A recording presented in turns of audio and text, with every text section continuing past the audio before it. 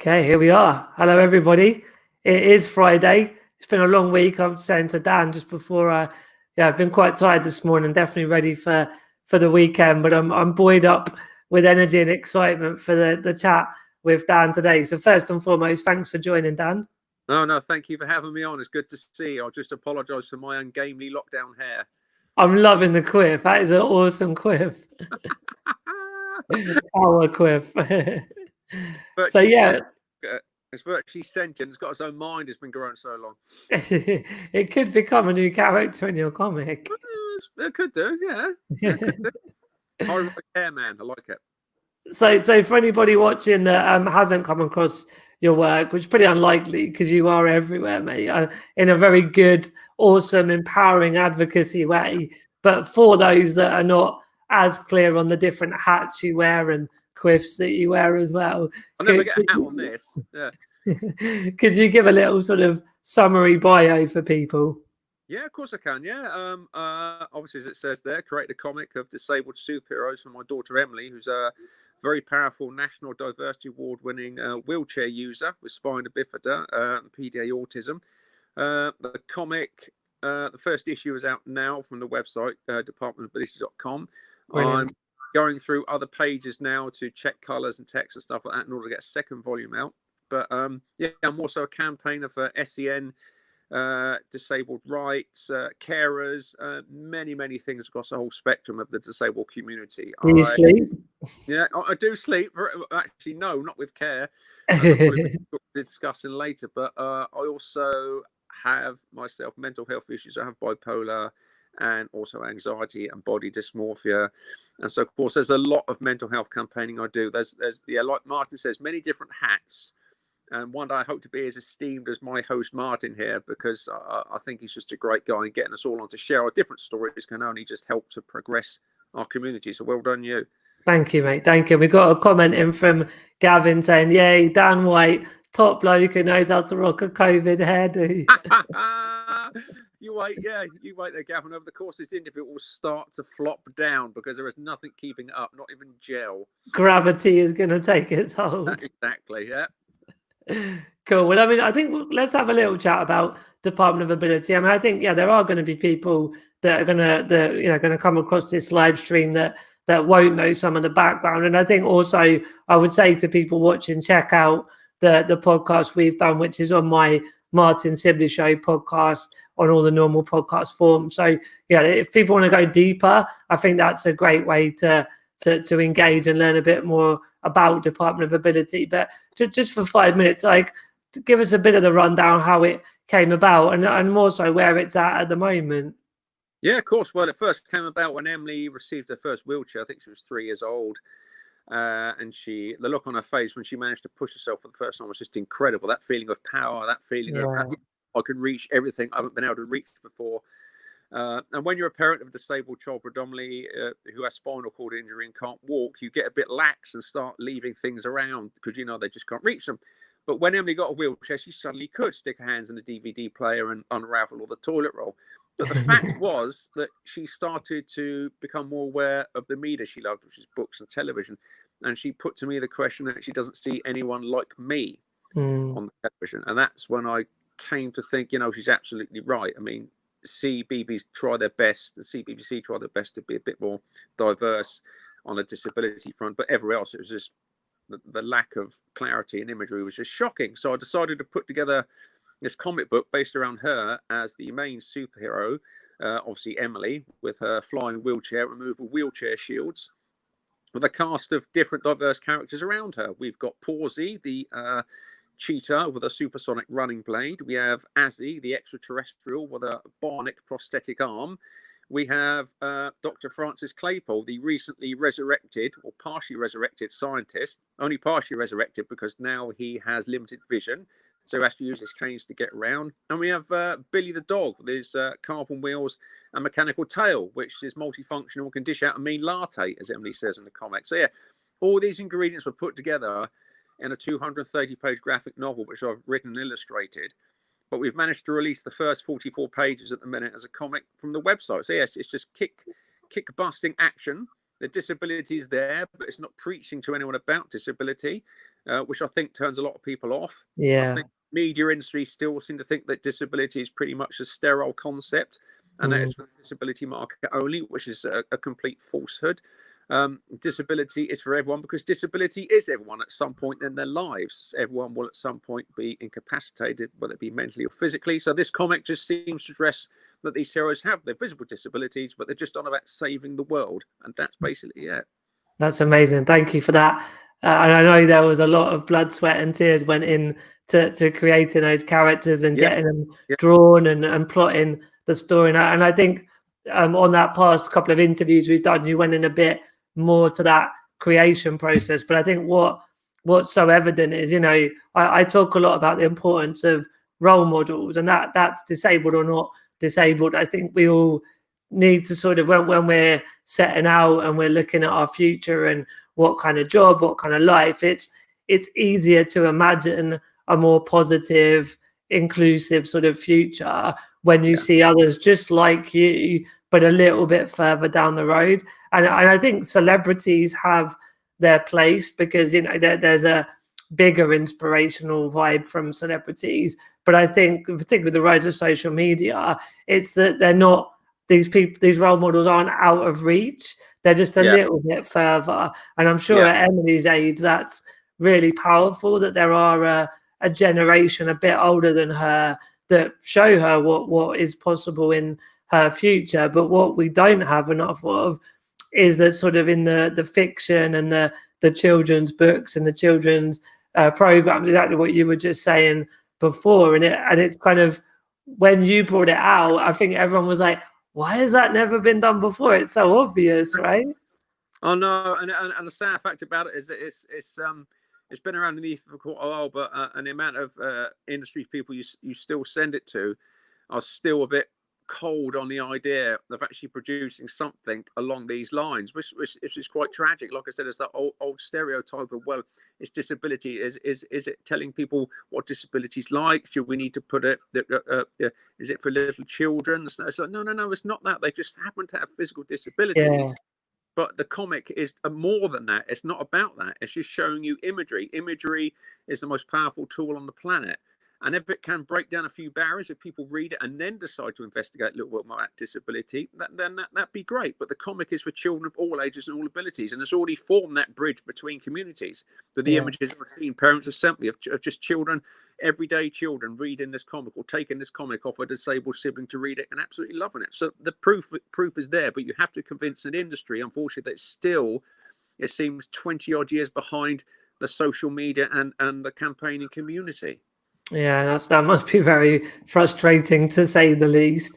I mean, because in the end, we're talking about representation. So what's interesting, when I've been, you know, doing more in the marketing advertising world, there's this statistic that 0.06 of adverts have disability, whereas 22% of the population have a disability. And I'm sure it's a similar vibe, that whatever the stat is in comics and children's programs, it's probably not dissimilar to that 0.06%. But then what seems to get weird when industry and society engage is that they think that it has to be overcompensated. Like, they almost say to you, but why does it have to just be about disability? They miss the point. It's a powerful story. It's funny, it's touching, it's interesting, and it's just happened to have a disability. And I think that point is really, really important here. No, that's exactly right. You've hit the nail soundly on the head. That's exactly what it is. It's trying to convince these people in the industry, but not meaning to be too detrimental to the industry, but the industry is still a long way from changing. I mean, you can see the new CEO of the BBC is yet another upper class white man.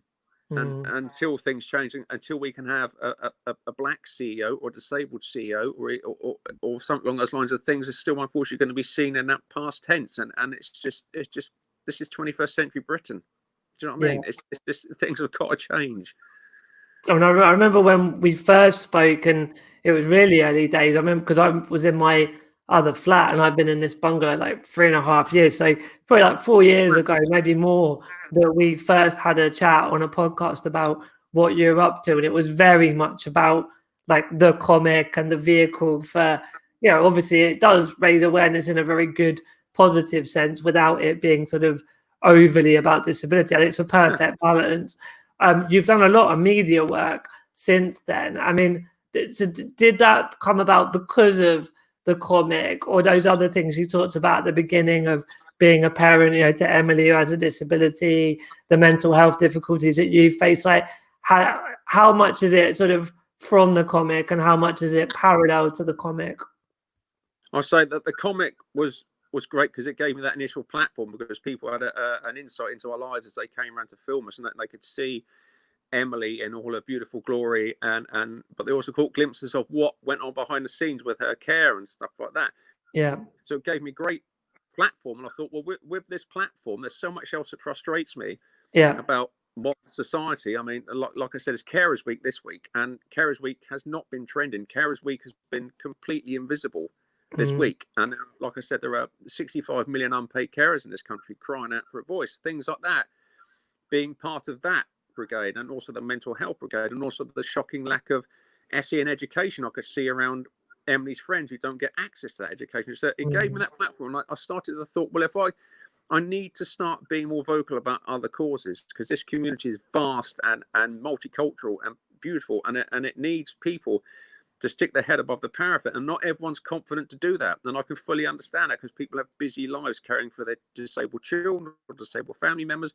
But I thought, if now I've got this platform, I'm going to use it and try and raise awareness, not for myself, but for everyone else in it, because I'm so proud of the disabled community. It's just the greatest, diverse, talented, most powerful community there is, and that just needs more volume to it. It just needs it. I mean, I think you mentioned that Sky News had got interested in the comic story early on. So I mean, you were doing proper mainstream media really quickly, and I know every few months, I see what say every few months, every few weeks, you've been doing various different sort of talk shows and being on different TV programs. Oh God, there he is again. The world's worst Sue Perkins lookalike. Going to tell you again. There he is. Sue Perkins with the beard. Yeah, you get it a lot. Trust me. Yeah. But it'd be great just to hear a bit more about that experience, because not everyone gets those opportunities to be on TV in that sort of level of BBC and Sky type media. Like, how was that on a personal level, first of all, for you? It's great on a personal level, because I'm very lucky that my wife is also a fantastic carer. So when the needs came before lockdown for me to travel to do these things, she would just literally throw herself into saying, yeah, I can do this. It's important you go and do this stuff, because she's a powerful campaigner herself, but doesn't like the media spotlight like many people don't. But I do feel very lucky that I have been given these platforms, and I've made some great relationships within the media industry. And it's been good, because as I'm talking more on these subjects, people are coming to me more and more to talk about other things, and I've formed some great relationships with marvelous people. I mean, there were some great journalists and presenters that I really must shout out about, like Victoria Derbyshire and stuff like that. She's just an incredible, powerful believer in this community. Now the same for Matthew Wright. He's not everyone's cup of tea, but the amount of backing he's given to campaigns and things like that, it's just absolutely incredible. But the whole process of media, I seem to have settled into really quickly. I've had no media training. I think what you find is that people like myself and other people you see on the television are just driven purely by the passion. I think that's what you need. I think you just need passion just to talk, and I think that's what people like to hear. I mean, so far they haven't had a bleep out swear word yet, but the more I get frustrated with the lack of interest in the disabled community, no doubt I'll be on a late night talk show at some point, bleeped out. Brilliant. I love it. We got loads of comments coming in here, Dan. Can you hear me all right? Because I think it just stuttered for a second. You still hear me all right, yeah?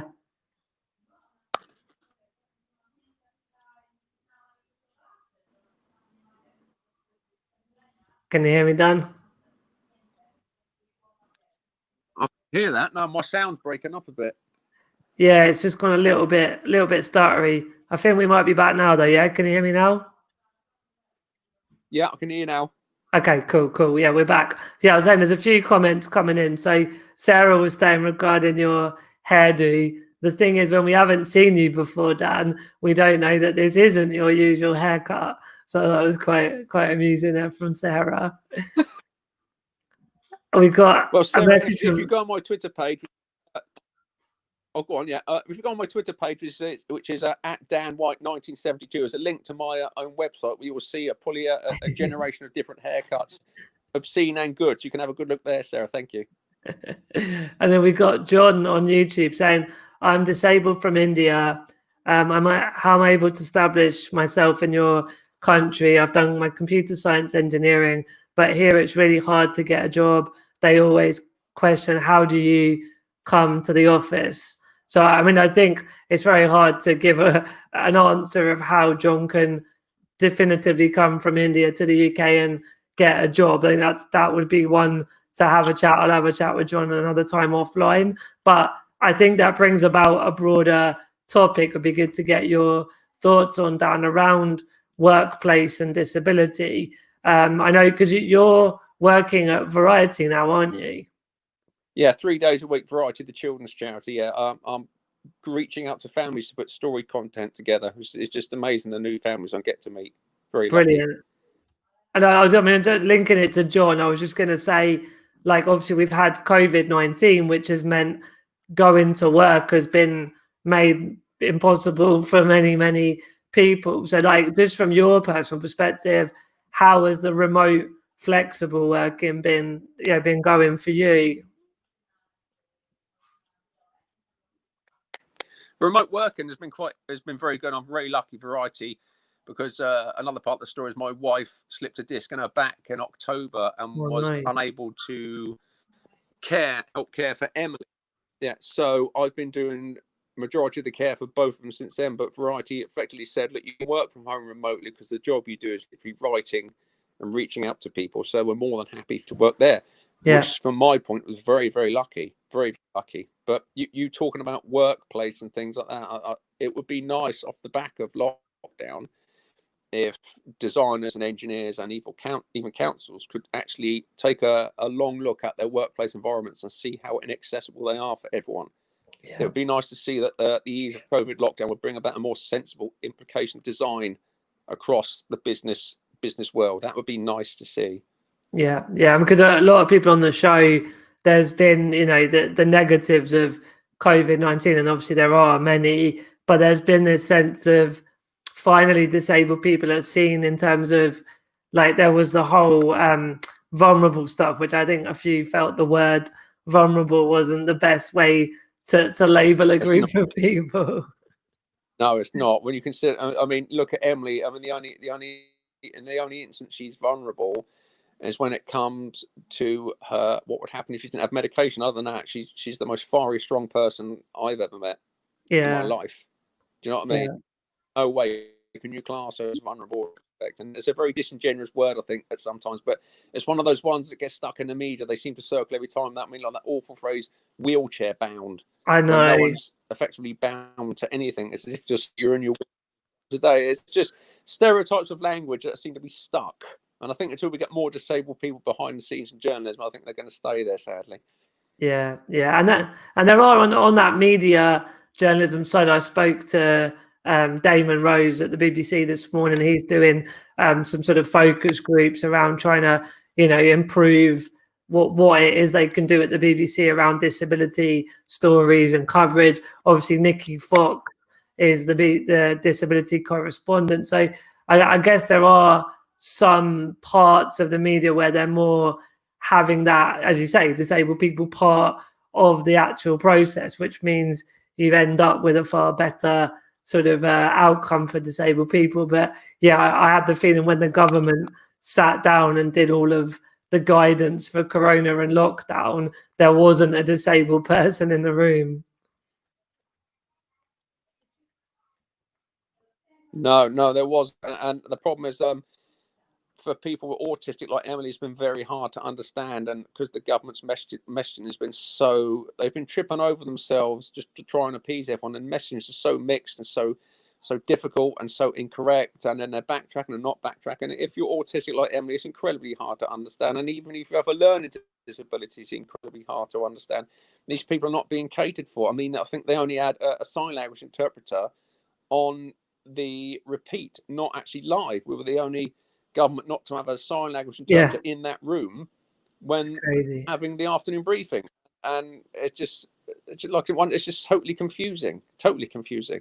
We've got to go to a couple of the comments again, Dan. So we've got Georgia saying the disabled community is the best, which was in response to when you were saying. Do you know Georgia? Georgia, you're awesome. Yeah, she's awesome. Yeah. Cool. And we got Sarah saying, Dan White, I'm part of the Positively Empowered Kids Network that Jackie Wilson and Claire Clements have founded. They would love to talk to you, Dan. I would love to talk to them too. I have to get back on LinkedIn. I'm a bit lazy on LinkedIn, Sarah.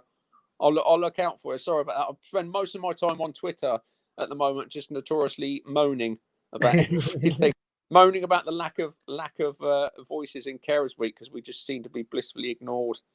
Yeah, well, that is crazy. I mean, I'd seen a couple of things pop up on my Twitter feed from you, and I know Neil Crowther, who's been on this show a couple of weeks ago, he was raising awareness. So there's that, if you happen to have on your Twitter feed great advocates like you and Neil, it pops up for me that's in that world. But I saw nothing on like the mainstream media at all, which is awful. It is awful. I mean, you consider that the government have our very lives in their hands, and the disabled community. And the things that frustrated me more than anything this week is, for a fact, it's Carers Week, and so predominantly, I'd say 80% of the people who are being looked after are disabled. We have not seen one thing from the Minister for Disabled People this week. Not one thing. Not word of reassurance or word of care or even help or anything like that. And that is just speaking volumes, whether it's intentional or not, or whether just forgetting that's beside the point. But then you also seem to see a lot of Conservative ministers actually going red-faced with anger about the fact that a racist statue was thrown into the river. They seem to give that more care than they do about carers at the minute suffering in silence and poverty and isolation. So the duplicity is not lost on me at the minute. And I'm sorry for anyone who hates people going off politically wise, but that's just what's been frustrating me this week as someone with a mental health issue and a parent of a disabled child.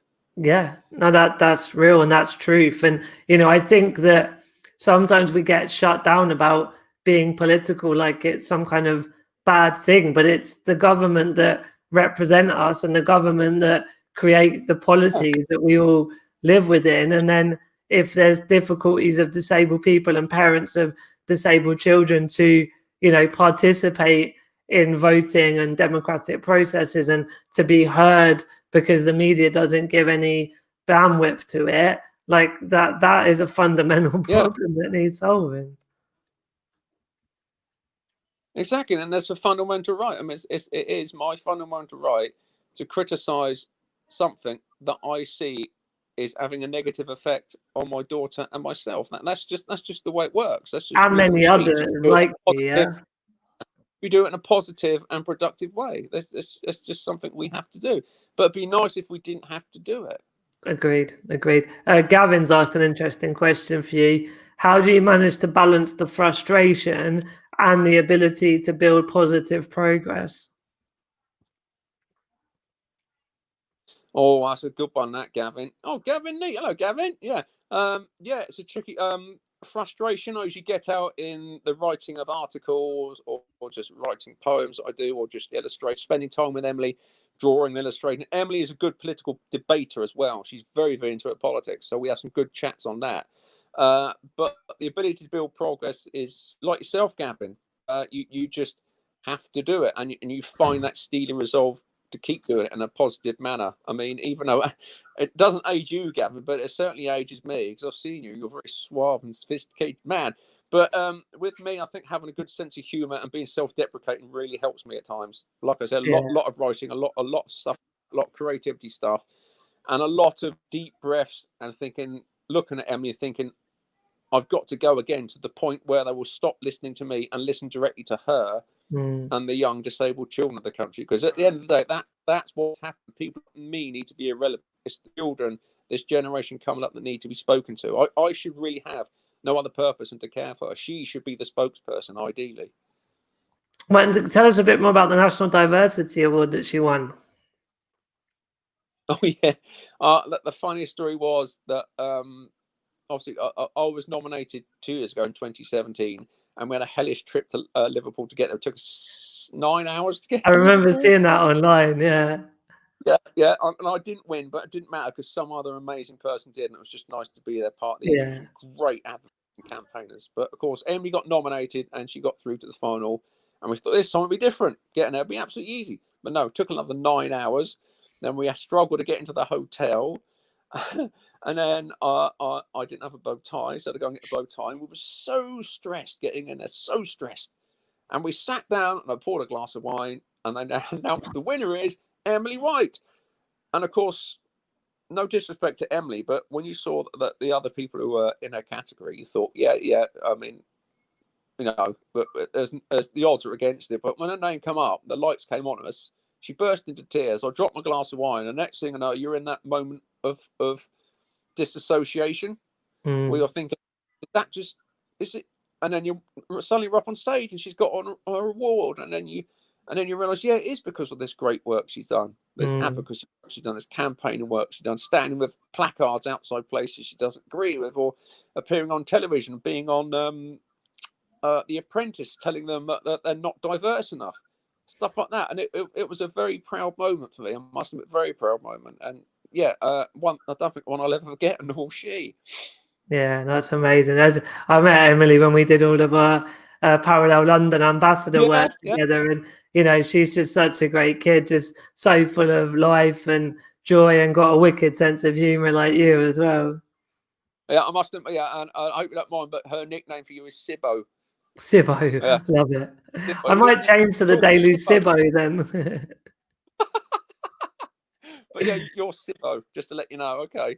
Awesome. I like that. That's cool.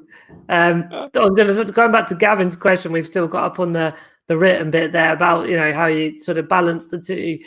When you were talking, it jumped out. I'm doing like a daily journal as a podcast, and yesterday's episode, if you like, was about patience and perspective, and what you were saying resonated with that again, that to have that perspective, that all of the gratitude and the amazing things that we have in our lives today and all the amazing things we've done, because I think there's so much to do and there's still so many problems that it is quite hard to not get bogged down and have those very sad days.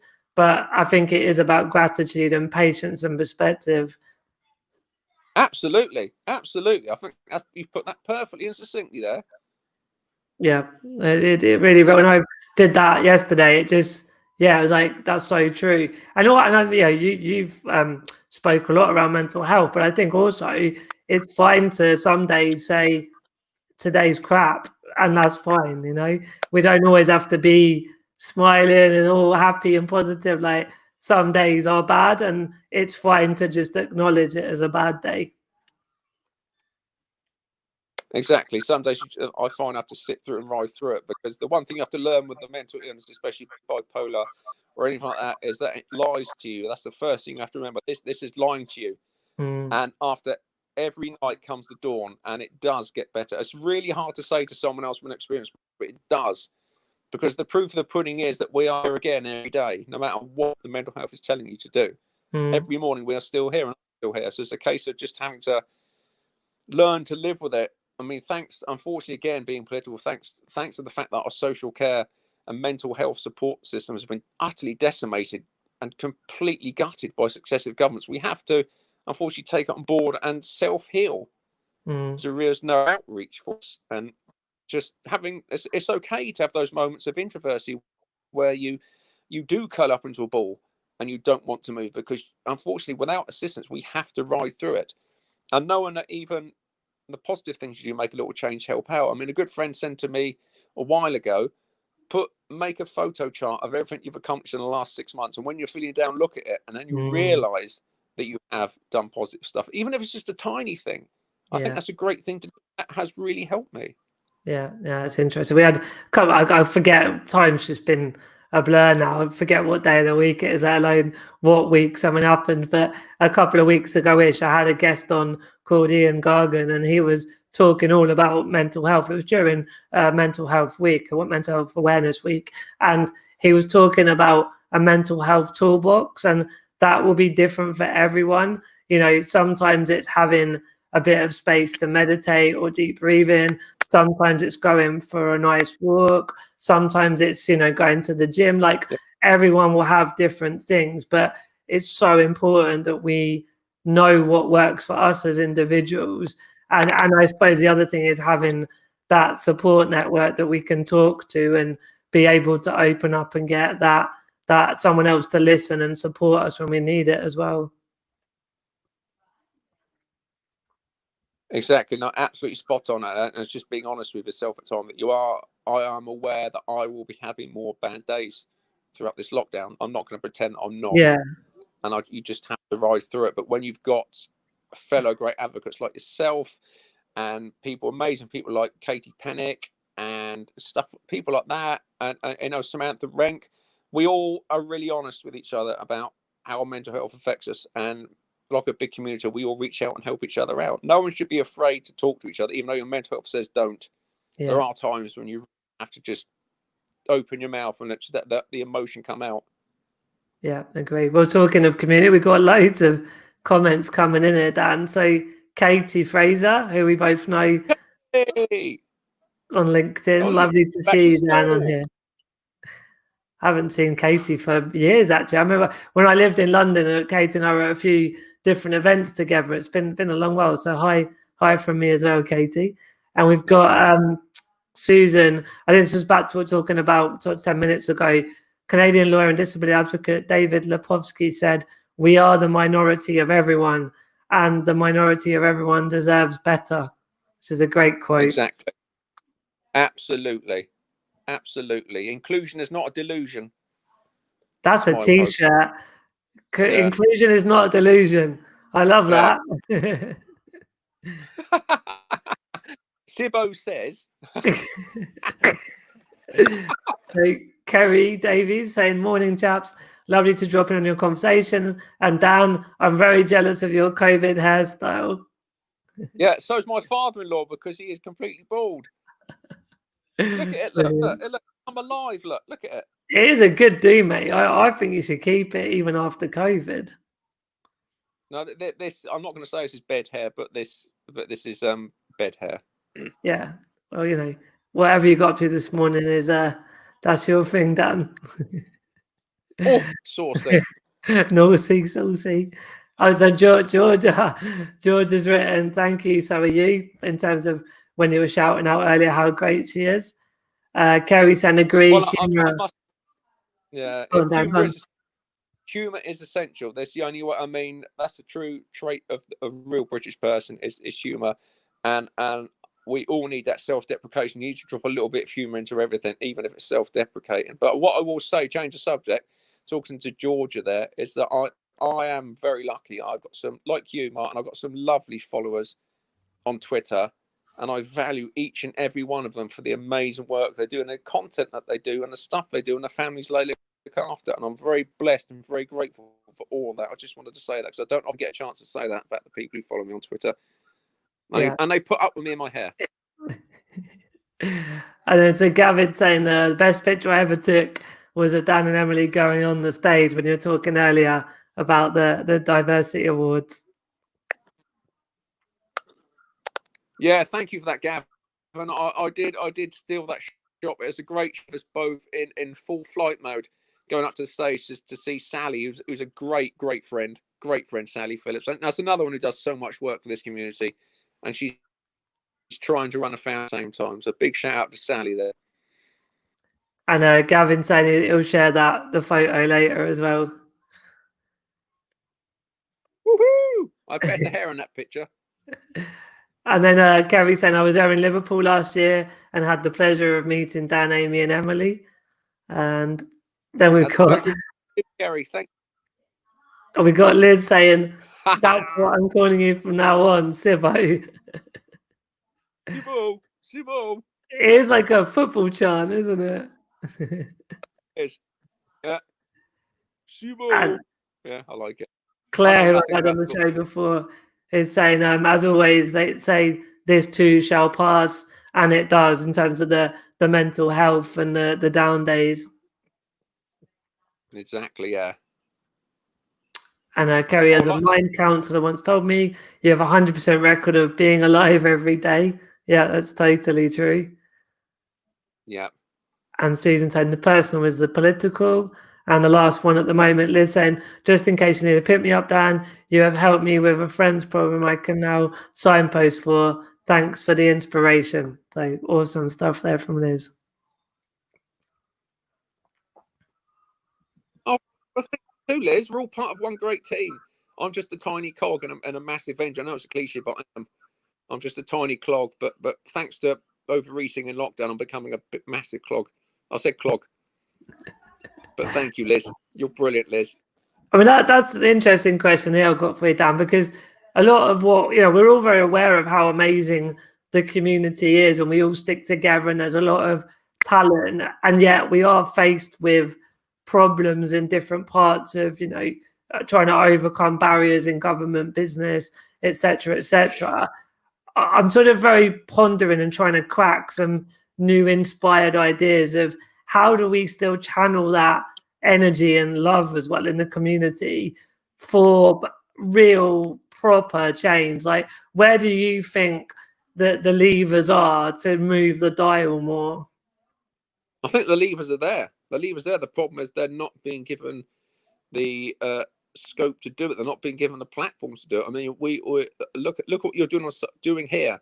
It's a great platform, but you should have a non-mass audience tuned to this, people outside the community. I mean, that's where the real issue lies. I mean, like I said, until stereotypes are banished, until things change in the wider community outside of our community. I mean, like I said, until these awful stereotypes are banished about what disabled people can and can't do and are willing to do, until all that changes, we're still going to be stuck in this perpetual frustrating rut, and we're going to be going round and around and around. We need industry and media, instead of every few years going on we're going on a big inclusive drive, just do it. It's not difficult. It's only as difficult as you make it, and it's not difficult at all.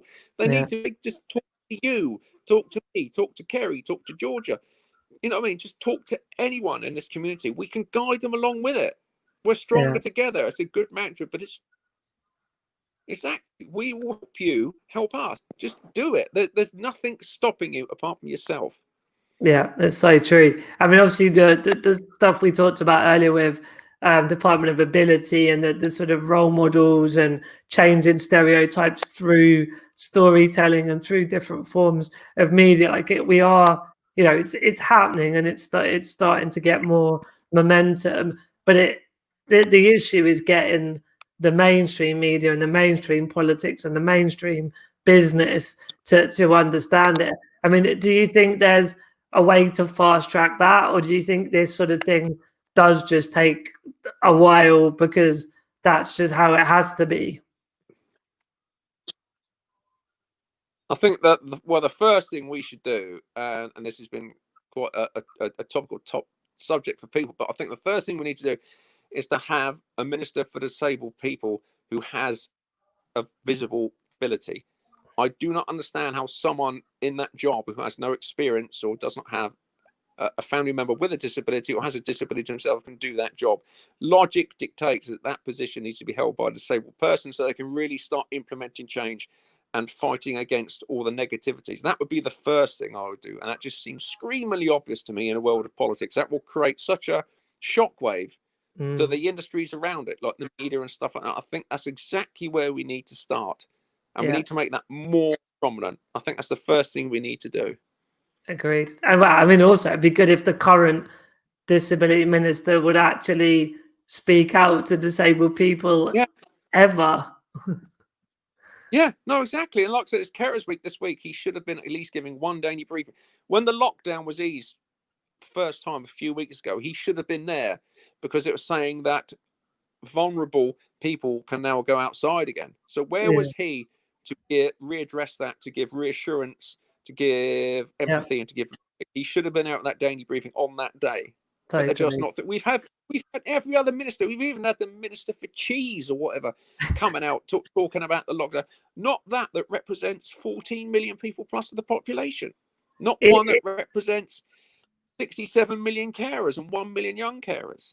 It does seem to me That's that where like it's all going wrong.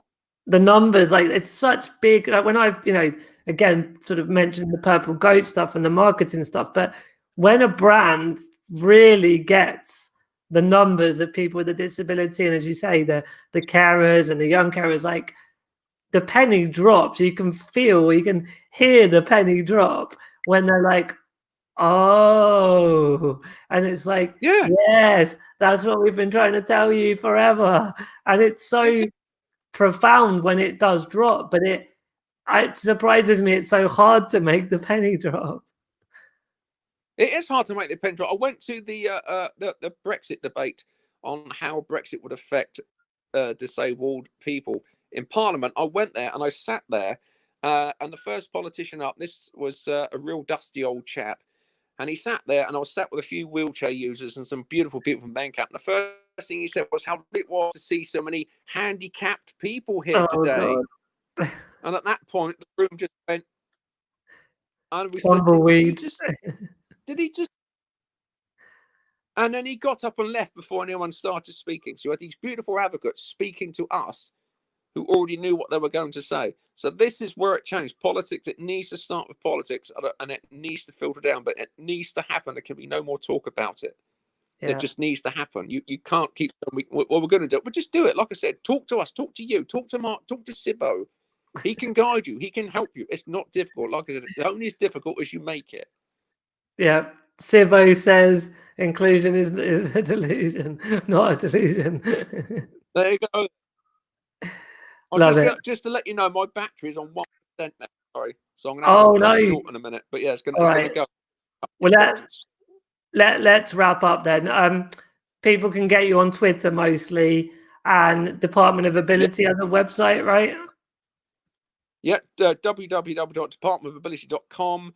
I'm on Twitter at DanWhite1972. There's a link to my website where you can see some better head pictures and probably some better shirt pictures. Oh, so, wow. Yeah, just think of me, please, because I love to reach out to more amazing people, especially the amazing people like yourself, Sibbo, and the audience that you've got here. But just thank you for what you're doing, Martin. No, pleasure. I'm really glad that we got you on. And I think we could talk for hours about all sorts. It's been a really nice chat today, mate. And yeah, look after yourself. Say hi to the family, and we'll catch up again soon. Yeah. Yes, please. Thank you, Martin. Look after yourself. Okay. Right, take care. Bye-bye. Cool. Well, I thought I'll carry on for a couple more minutes because there's a few comments that came in I wanted to share, but rather than Dan's battery die mid-sentence, it was a bit easier to do it that way. So Kerry saying our voices are bigger together. Absolutely agree with that. Very much what Dan was just saying.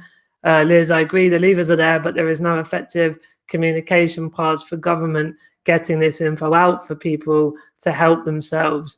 Again, the disabled community is the best knowledge base. I mean, it seems to be again and again the answer is that we as disabled people just need to be involved in decision making at government, business, charity, or the rest of it, all parts of society. If we're included, then the factors that affect us will be, brought into consideration when guidelines are made, when laws are made, when policies are made.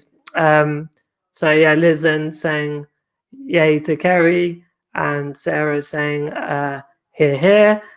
And then Liz saying about having a revolving door at DWP doesn't help either. I agree. There's got to be some more consistency around people involved with government and disability. And I was saying the other day that the election cycle does a lot of harm for disabled people's rights because, really, if you think about the economics of disability, if we're invested in with the right healthcare, with independent living, and within inclusion to get to transport, buildings, changing attitudes, all the parts that affect us as disabled people, if that's invested in, then the benefits on an economic level are massive because you've got healthier people, particularly touching on a lot of what Dan said around mental health. Mental health is such a bigger difficulty around disability because we're constantly stressed and struggling for our independent living and all those other factors that non-disabled people don't have to juggle and deal with. So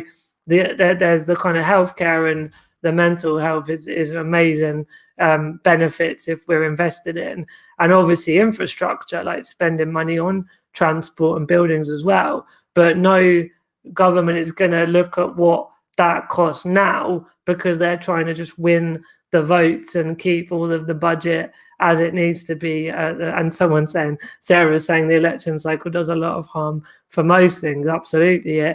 We need longer term thinking, both with the people in government for disability, but the policies and the chance to go beyond these 5-year cycles to really get much better progress and things going on. Nothing about us without us from John Charlton. Absolutely. Hell yes, Dan from Kerry. Jump there. Make it accessible. We will come. Absolutely. Great high energy chat. Keep up the awesome advocacy, Dan. Love to Emily. Saying about the election cycle. Georgia, the online community is so powerful and people need to know how powerful it is. I'm a student occupational therapist and I'm trying to promote the importance of this in OT. Georgia, it'd be great to get you on the show if you're up for coming and sharing a bit more about your experience as a student and in OT and the benefits of occupational therapy. I'd love to get you on the show. Jason saying people with disabilities equally have their part to play too by applying for positions in business, running for elected office, and generally putting their heads above the parapet. Jason, it's very interesting when you're saying, because that is going to go down negatively with some parts of the disabled movement for the simple reason that there are a lot of barriers to running for elected office and to businesses. But before the mob might descend on you, I also agree with you that we need disabled leaders to show partly what is possible, because there's lots of things that are possible, and that's been very much something I stand for, showing the world that even though I'm in my wheelchair and I'm physically limited, I have to have a lot of care support. I am able to travel the world, to run my own business, I actually ran for a local council when I lived in London. So I think you're right about disabled people stepping forward and showing what is possible, but we have to balance that narrative that it is way harder and sometimes not possible for all sorts of reasons. And so we need to have this discussion about how we make the world more inclusive from a political level, but we also internally within the disability world, we have to have a conversation about how are we getting on boards and in higher positions at businesses and everything that you're saying there, Jason. So very brave of you for putting that up, because I know that it does sometimes get negatively perceived, that point. But I agree, we need lots of disabled leaders showing the way and leading the charge. Georgia saying, yes, please, that would be great. So give me a private message after this, Georgia, and we'll get you booked in on the show. Kerry saying, those listening who are Mobiloo users and supporters, please do get in touch and let us know how we can help in these circumstances after lockdown. We're here to support you. So again, Kerry, if you'd like to come on the show and chat a bit more about Mobiloo, very happy to talk about when we can get you on. And for now, people can get in touch with you from the chat. And Jason saying, good to see you, Martin. It's been a long time since Sports Club. Yeah, I thought I recognised your face in the photo. So many moons ago at the Disabled Sports Club when we were kids. So good to see you again, Jason. Cool. Well, that's all the comments and questions that are coming in. Dan's headed off. So I think we'll call it a day. But I hope you all enjoyed this. Dan's a very energetic, vibrant advocate in lots of ways, and it's brought a lot of comments and interesting conversations. So thank you again to Dan for that. Thank you to everyone for your comments and thoughts today. Hope you have a good Friday afternoon and evening and a lovely weekend as well. And I will be back again on Monday. I can't tell you off the top of my head who my guest is, but it'll be a surprise. And we'll be back for more of the Daily Sib. It's every weekday at noon on Twitter, Facebook, YouTube, LinkedIn, and Twitch. And the replays are all available afterwards as well. So do feel free to pass on. I know that Sarah that's just said thanks for another interesting discussion. I think it's next week you're on, Sarah, but I'll double check my calendar. But yeah, looking forward to chatting with you, Sarah, as a guest. And yeah, anyone watching, anyone who's got friends and colleagues that you think would be suitable for being on the show, let me know. I'm booked up till I think I'm taking bookings the week beginning the 6th of July. So the next few weeks are booked up already, which is phenomenal. But I'm always looking to get more people booked in for into July as well. So yeah, that's that. Thanks for today, and I will see you again on Monday. Take care for now. Bye-bye.